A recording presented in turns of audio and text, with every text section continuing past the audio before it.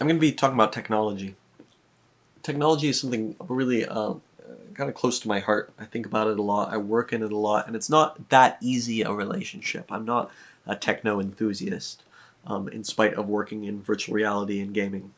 I actually really mourn and long for a deeper relationship with nature, but at the same time, there's obviously so much potential and richness and value in technology and in right use of technology. And so I guess you could say I'm in a really active struggle and engagement with technology. So you're watching a series I've been doing on transformation and the transformations that are happening in our world right now, and really how to relate to that with greater humility. And so it's interesting because this is actually a place where I am in a great deal of humility, because I feel like my purpose and my gift is here to I'm here to play a role in technology, to play a role in the evolution of technology, to help people's relationship with technology come more into the heart. It is a humbling thing because of my doubts, and I have deep doubts about our relationship with technology as a whole.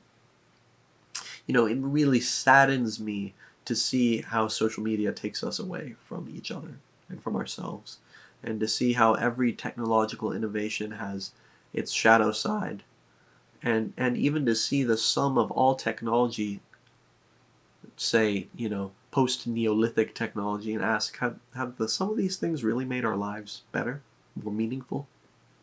And if the answer to that isn't an obvious yes, then why are we doing it? That's say my doubts. And on the other hand, I feel an unmistakable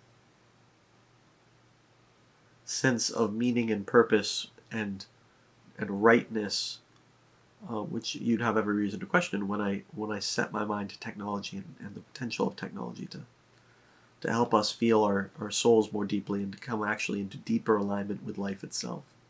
Because we are a technological species. There's no separating humans from technology. We've always had our technologies, from a sling to carry a baby. We've always had our tools. I think it's just a question of how we relate to the creation of those tools.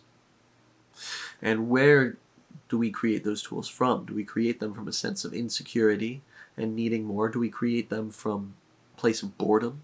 I think is a place where we create a lot of our technologies from a place of not being enough. I think when we create from that place, we really just, at best, numb the pain a little bit, but set it deeper down. On the other hand, do we create from a place of wonder and of awe, and what I really mean is, do we channel? The degree to which our work is channeled and our creative work is channeled, I think, is exactly the degree to which it is in harmony with life force and life itself. Not that there's anything out of harmony with that, but we can certainly make eddies and whirlpools with our navel gazing and our self-aggrandizing and our numbing patterns. So when it comes to transformation, into the massive transformations that are moving through our culture and our species and our personal lives, I think it's just important it's really easily to idolize some, or to imagine some like pre-technological past as though that exists for humans, or some post-technological nirvana, and I just think it's important to recognize where we go, our technology goes with us, and our technology either serves us in taking us where we're wanting to go, or it gets in the way. And the way to ask our technology to serve us is to, I think, allow a shift in the inspiration process. Either you are looking at the world and finding problems and looking for solutions to those problems, or you're letting inspiration bubble up through you and move through you in your creations. And I think these create two very different kinds of work. One of them is kind of reductively created, and one of them is inductively, expansively created. And I think they create two very different kinds of tools. Now, the kind that is channeled, the kind that is inspired, is like what artists make. And when you see a channeled piece of art, an inspired piece of art, you feel something in yourself that it meets. That just isn't the case with something that is written to pander to what an audience wants or solve an audience's problem. That comes from the mind. And the work that is coming up for us requires all of us and all of our technology, and requires a relationship with technology that leaves room for awe, which is honestly why I really love technologies of novelty and entertainment, because unlike more mundane day-to-day, there's a sexiness to those, and the sexiness can be just like, look how cool this is, but it also can inspire awe. And we can use these technologies, like virtual reality technologies, to trigger the overview effect, for instance, which is when you see the Earth from a great distance, and that inspires a sense of awe. Or to do like what we're doing with Sound Self and help people access deep states of consciousness. Or I mean, any number of, if we're coming from a place of genuine inspiration, I think our creation is guided by something deeper than our mind, and deeper than what we think we already know. Again, I'll just use Sound Self as an example because it's what I'm closest to. I have been working on this project for 7 years, and it's taken that long to figure out why the hell it works as well as it does. Because the answers weren't there back at the beginning of the design. It took making it to find out. Like, for instance, where you breathe in, long tones out. Ooh, I didn't know anything about the vagus nerve then. But I've realized now that this inspired piece of technology is stimulating the vagus nerve and helping people find coherence through their body that way. I didn't know that at the beginning. But when you create from inspiration, you're not limited by what you know. So I've been ending each of these with a meditation. And I'd like to invite you to close your eyes, please. Breathe in. Full exhale. This is going to be a meditation on creativity.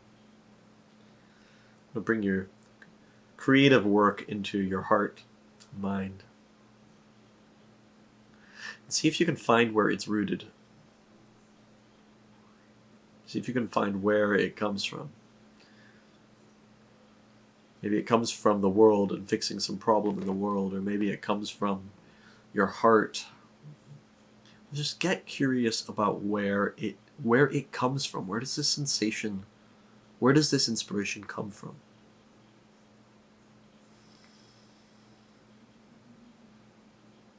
Just get to know that. And now let it go. Feel into your body and find your way into your heart.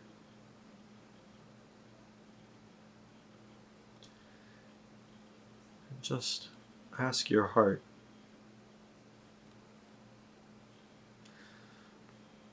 for a vision.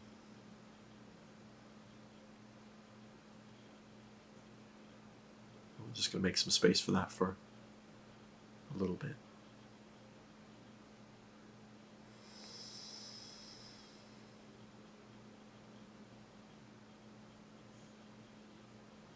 Don't go looking for it, just allow the space.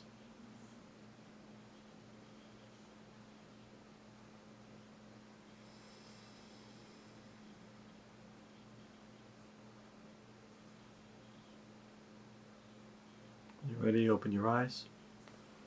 Thank you for tuning in. Please follow this channel so that you can check in next week for the final piece, which is going to be about culture. And on the subject of technology, my project Sound Self is now in beta. So if you would like to experience Sound Self and be part of our beta process and finding bugs and helping get this out into the world, there's a link in the description here, and I'd love to see you on that channel and continue this conversation on our Discord there. Thank you very much.